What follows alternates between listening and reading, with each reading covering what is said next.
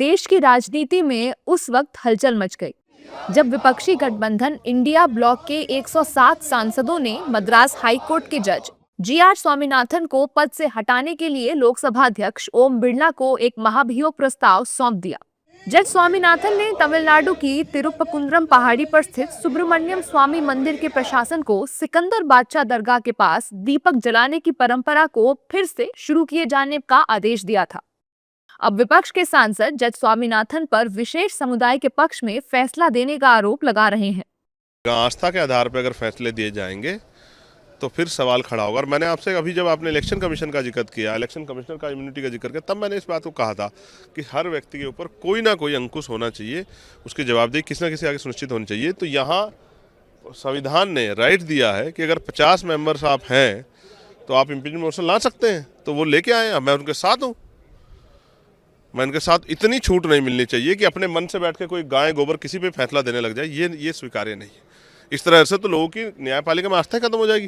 भाई सरकार अगर कोई काम करती है अपने एजेंडे के ग्रुप, ठीक है, वो पॉलिटिकल पार्टी कर सकती है, लेकिन अगर न्यायपालिका भी इस तरह काम करेगी तो फिर कहाँ जाएंगे लोग न्याय मांगने। ये तो डेमोक्रेटिक कंट्री है, सेक्युलर कंट्री है। इधर लोगों का सेंटिमेंट्स के खिलाफ कुछ भी होते तो कहीं भी पॉलिटिकल पार्टीज कहीं भी मुद्दा उठाता है। बीजेपी का मुद्दा रहता है और डीएम का भी रहता है। तो हम पूरे अपोजिशन लीडर्स, उन लोगों के हिसाब से हम पूरे उस पिटीशन साइन किए थे और उसके ऊपर जो भी बीजेपी बात कर रहे हैं उसको कार्रवाई करने दो क्या हो रहे, क्योंकि हमारे रिक्वेस्ट तो हम दे दिया, बाकी देख लेते क्या हो रहे। इसमें डर कैसा? अगर अधिकार हमको संविधान ने दिया है और उसके तहत अगर हम गए हैं तो इसमें मैं तो कुछ गलत नहीं मानता।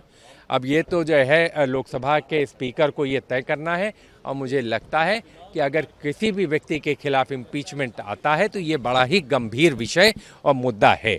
इसका संज्ञान लेना चाहिए और जो भी उचित इस पर कार्रवाई हो वो कार्रवाई की जानी चाहिए। जबकि बीजेपी इस महाभियोग को बेवजह का बता रही है और विपक्षी नेताओं पर हमलावर है। ये बकवास है, बकवास पूरी तरह। ये विरोधियों का, डीएमके का और अखिलेश जी का, ये कांग्रेस के लोग जो गए, ये पूरी तरह बकवास है।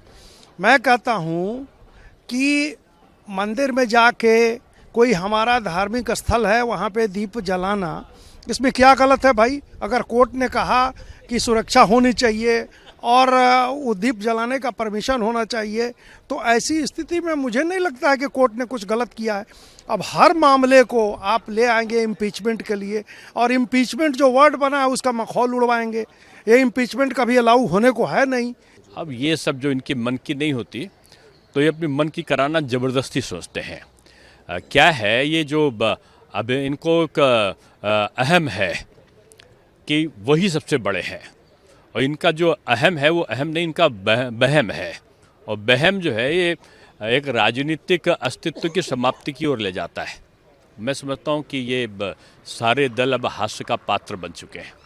इस प्रस्ताव में कांग्रेस, डीएमके, आप, सपा, सीपीआई, सीपीएम और शिवसेना यूबीटी सहित कई प्रमुख दलों के सांसदों के हस्ताक्षर हैं।